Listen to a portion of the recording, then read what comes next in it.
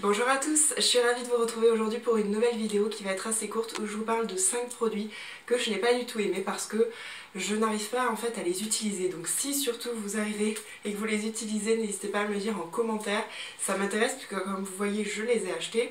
Je vais vous expliquer pourquoi je ne les aime pas et pourquoi pour moi vous pouvez faire des économies. Je dois avoir un petit peu le soleil dans la tête, je suis désolée, il est très capricieux aujourd'hui mais je ne vais pas m'en plaindre. Allez, on va commencer tout de suite avec un produit pour les lèvres, c'est le Brow Drama Pommade Crayon Color Fix, donc cire à sourcils en crayon, qui promet, donc c'est en teinte medium brown, donc c'est un stylo comme ceci, qui promet de fixer et de combler les sourcils. Donc c'est un stylo rétractable, donc ça c'est super, c'est vrai que c'est une texture crémeuse, je vais vous faire un petit swatch. Comme de la cire, donc ça en effet ça n'est pas mon kir. Donc j'ai la couleur châtain, je crois qu'il existe la couleur plus foncée, l'équivalent de brune. La couleur est parfaite, je l'ai utilisé au début parce que je trouvais que pour les voyages notamment c'était super pratique d'avoir ce format crayon. Quand vous l'achetez c'est une pointe, donc c'est parfait. Le problème de ce produit c'est que plus vous l'utilisez et plus la pointe s'aplatit, n'est-ce pas? Puisqu'on voit que là il reste quasiment plus rien et quand vous le sortez ça n'est pas sous forme de pointe, hein, ça reste plat. Et le problème c'est que pour le travailler, sauf si vous avez un sourcil très épais, je pense pas avoir des sourcils extrêmement fins, c'est beaucoup trop large puisque ça dépasse en haut, en bas, etc. Donc c'est absolument pas précis. C'est vraiment dommage parce que j'étais convaincue, donc ça vous le trouvez dans tout ce qui est supermarché, Monoprix, etc. Je crois que ça coûte 10-11 euros. Mais voilà, donc on n'en a pas beaucoup entendu parler, je pense que c'est à cause de ça, parce que normalement les produits Maybelline, on en entend plutôt bien parler sur les réseaux sociaux, et puis ce sont des bons rapports qualité-prix. Mais là, problème de pointe en fait, et le problème surtout, c'est qu'on ne peut pas le tailler, enfin, c'est de la cire, donc c'est hyper crémeux, un peu comme un rouge à lèvres, on ne peut pas tailler un rouge à lèvres, quoi, c'est pas sec comme du crayon. Voilà, donc dommage pour ça. Ensuite j'ai deux mascaras à vous présenter. Allez, on va commencer par le premier. Le premier c'est le CoverGirl et c'est le Clump Crusher Lash Blast, donc de la gamme Lash Blast, qui a une brosse en picot comme moi je les aime. Hop, voilà. Qui est noir de chez Noir sans aucun problème, que j'ai acheté aux États-Unis avec le Lash Blast orange que j'ai utilisé et fini. J'avais été d'ailleurs un petit peu déçue, je le trouvais bien mais pas au point de tout le pataquès qu'on faisait autour de ce mascara. J'ai essayé celui-là pour en avoir un deuxième de la même collection. Il est très bien, il recourbe bien les cils, il tient bien la courbure, il donne du volume. Il tient toute la journée. Le gros souci de ça, et c'était noté sur le packaging, c'était marqué hydrofuge puisque c'était un mascara waterproof. Le problème c'est pour le démaquiller. J'ai essayé avec du démaquillant biphasé, avec de l'huile, avec tout, impossible de l'enlever. Il faut frotter, frotter, frotter. Et en fait même avec l'huile, comme vous frottez sans coton, vous le sentez en fait. Franchement un bon quart d'heure pour l'enlever, donc c'est juste pas possible au quotidien. Le lendemain vous en avez encore, etc. Donc je ne sais pas avec quel produit il faut enlever ça. En tout cas si vous cherchez un mascara parce que vous faites de la piscine ou que vous faites de la gym sous-marine, enfin j'en sais rien, mais que vous passez votre vie dans l'eau, franchement sautez dessus. Mais le jour où vous allez trouver avec quoi l'enlever, faites-moi un petit commentaire en dessous parce que ça m'intéresse. Le deuxième, et c'est pour une autre raison, c'est le Lash Princess de chez Essence, qui coûte genre 3 ou 4 euros, qui a celui-ci une brosse en poil, mais qui a une forme un peu tête de python, comme on dit. Donc celui-ci, je l'adore, c'est un mascara pour le prix. C'est comme le, je l'ai pas pris avec moi, tiens, le Glam Handle de chez Catrice, qui est largement recommandé d'ailleurs par Colline.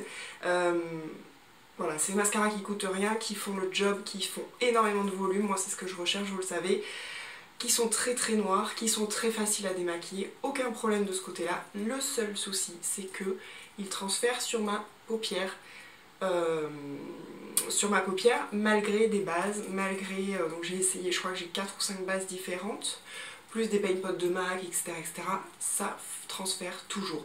Plus ou moins, mais toujours, toujours, toujours, et pas toujours en fin de journée, des fois c'est en milieu de journée, Donc voilà, donc je crois que mes cils sont très recourbés naturellement, ce qui fait qu'il y a un frottement. Mais c'est juste pas possible parce qu'il faut que je me frotte tout le temps le dessus. C'était pas celui-là, mais je crois que le Catrice, le Glam Doll, je vous avais mis une photo sur Instagram pour vous montrer en gros le avant-après. Et ben celui-ci c'est exactement le même résultat. C'est vraiment dommage parce que c'était un super bon plan. Alors si vous avez des cils très très droits et pour lequel justement vous n'avez pas du tout de problème de courbure, peut-être que ça peut complètement vous aller. Sans ce problème là je le recommanderais mais à 3000% parce qu'il ne coûte rien du tout et il fait un volume de malade. Ensuite j'ai deux eyeliners à vous présenter. Donc on va commencer par le premier. Le premier c'est le liner effet fossile de chez Yves Saint Laurent. Alors déjà, liner effet fossile, je vois pas trop le rapport, mais enfin bon bref, qui est un liner feutre, comme ceci, avec une pointe très fine. Et en fait, je vais vous montrer pourquoi je l'aime pas. Hop, c'est un liner noir, qui est facile parce qu'une pointe très très fine, hein, comme vous l'avez vu, donc c'est vrai qu'on peut être hyper précise. Je l'avais acheté à l'occasion d'un mariage, j'ai trouvé d'abord qu'il séchait relativement vite pour le prix qu'il coûte, mais ensuite, en fait, il n'est pas assez black pour moi, pas assez intense. Donc déjà que j'ai du mal à faire mon trait de liner, là il faut passer 3-4 fois pour avoir quelque chose de très très noir. Donc je sais pas si vous allez voir, mais en fait, au bout, là, vous voyez l'extérieur du trait, mais à l'intérieur du trait, il n'y a pas de couleur quasiment. Donc en fait, il faut repasser. Donc déjà, la pointe qui est très large, ben, elle l'est beaucoup moins. Très fine, pardon, justement, elle l'est beaucoup moins. Puisqu'en fait, si vous voulez bien colorier, vous êtes obligé de faire un trait quand même assez épais. Donc pour les pros du liner, peut-être que ça convient très bien. Mais moi, ça me convient pas de devoir repasser. Plus on passe, plus ça élargit le trait. Donc au bout d'un moment, ça fait un truc tout noir, tout pas terrible. Voilà, donc franchement pour le prix je vous le recommande pas, vous savez très bien que mon liner préféré de tous les temps, et je suis pas une experte donc j'en ai pas essayé 50, c'est le Kat Von D, le tattoo liner en teinte trooper ou en teinte marron comme vous voulez, mais voilà, franchement il n'y a pas d'égal sur le côté pratique, la couleur, le démaquillage, la tenue, bref il a 0 point négatif, sauf qu'avant on le trouvait pas mais maintenant c'est terminé. J'en ai un deuxième, c'est celui de chez Benefit, c'est le push-up liner. Donc celui-ci il est un petit peu hybride parce que il a donc, je vais vous montrer, hop. En fait c'est un mix de poudre et de crayon. C'est-à-dire qu'en gros c'est une poudre pressée sous format crayon qui sort, donc hop, qu'on twist, et qui sort dans un espèce de, je sais pas si vous allez bien le voir, dans un espèce de petit conduit qui fait comme un crayon. Donc ça c'est vendu, oula mais j'en mets partout. Ah oui, il y en a partout à l'intérieur, d'accord. Ça c'est vendu pour les débutantes, pour bien faire votre virgule, puisqu'en gros ça vous fait comment dire, un petit modèle en fait. Le problème c'est que, voilà, je vais vous montrer, c'est qu'en fait le produit à l'intérieur s'effrite comme il s'agit de poudre. Et donc, pareil, vous avez un trait qui n'est pas du tout, alors regardez que le droit, hein, les autres c'était pour nettoyer la pointe, qui n'est pas du tout homogène, qui commence à être très mat en bas, donc c'est un liner mat du fait que ce soit de la poudre qui est correct, et qui quand vous arrivez en haut est extrêmement fin, pas rempli non plus, enfin un peu la même chose que le Yves Saint Laurent. Et le truc c'est que pareil, si vous vous acharnez à essayer de faire un truc, et ben c'est de la poudre donc c'est pas du tout précis, ça s'effrite beaucoup. Vous voyez là j'en ai plein les mains, je sais pas trop pourquoi, parce que c'est peut-être dans le capuchon qu'il y en a, etc.